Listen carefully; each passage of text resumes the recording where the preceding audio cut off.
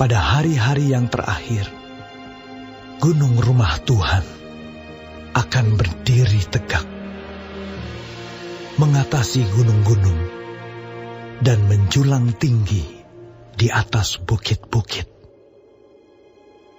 Bangsa-bangsa akan berduyun-duyun ke sana, dan banyak suku bangsa akan pergi serta berkata, "Mari, kita naik ke gunung Tuhan, ke rumah Allah Yakub, supaya Ia mengajar kita tentang jalan-jalannya, dan supaya kita berjalan menempuhnya. Sebab dari Sion akan keluar pengajaran, dan firman Tuhan dari Yerusalem. Ia akan menjadi hakim antara banyak bangsa, dan akan menjadi wasit bagi suku-suku bangsa yang besar, sampai ke tempat yang jauh. Mereka akan menempa pedang-pedangnya menjadi mata bajak, dan tombak-tombaknya menjadi pisau pemangkas. Bangsa tidak akan lagi mengangkat pedang terhadap bangsa, dan mereka tidak akan lagi belajar perang.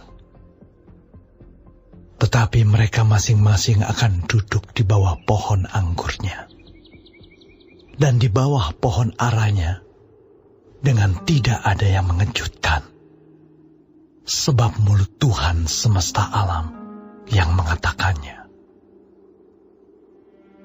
Biarpun segala bangsa berjalan, masing-masing demi nama Allahnya, tetapi kita akan berjalan demi nama Tuhan Allah kita untuk selamanya dan seterusnya.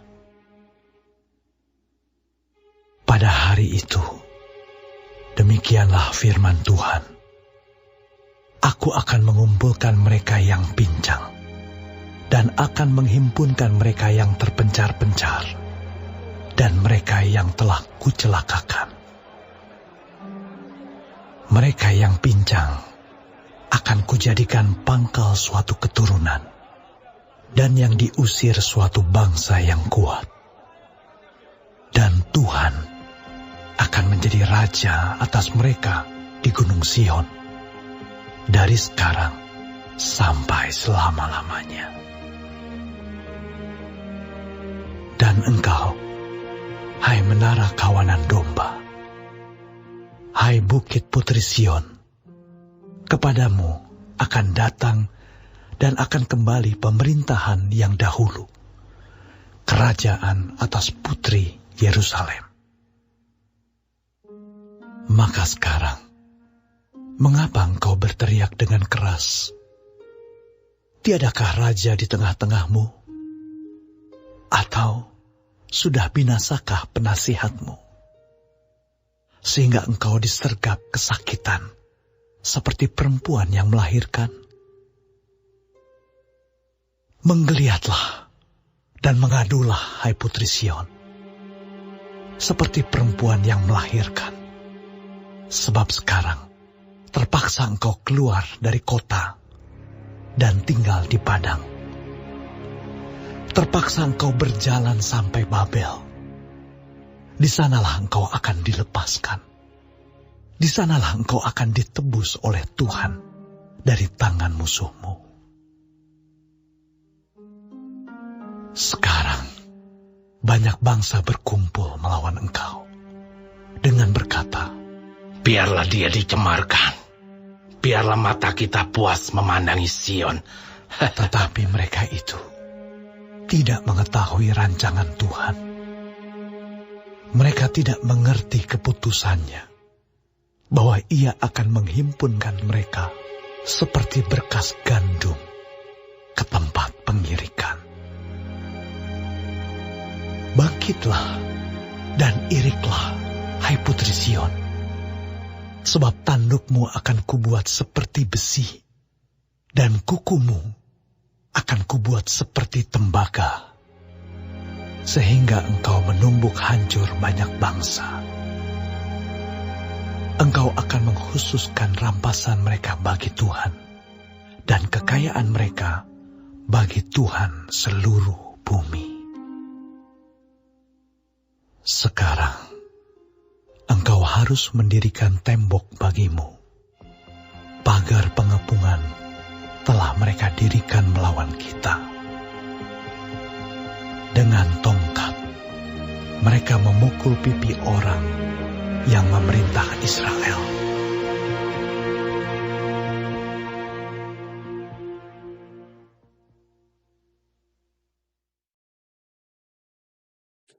Shalom semua jemaat Tuhan.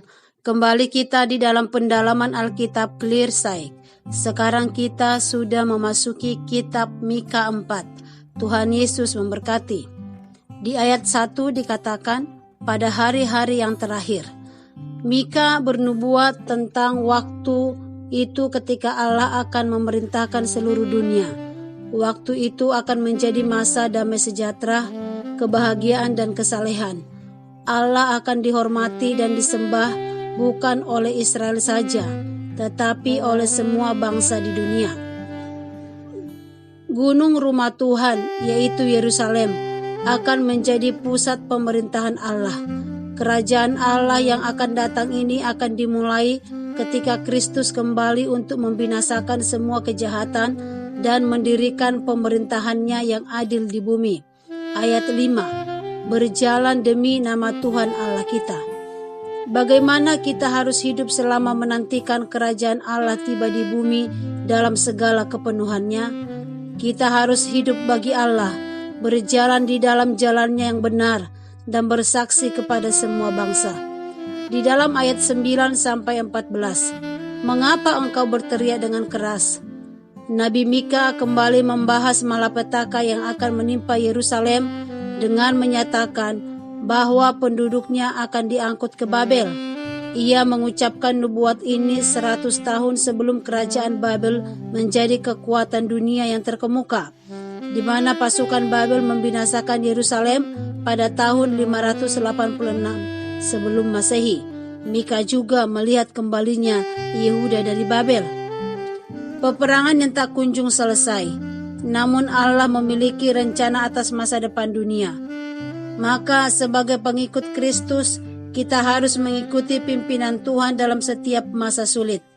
Ini berarti kita tidak perlu takut bahwa dunia ini tidak akan lebih baik.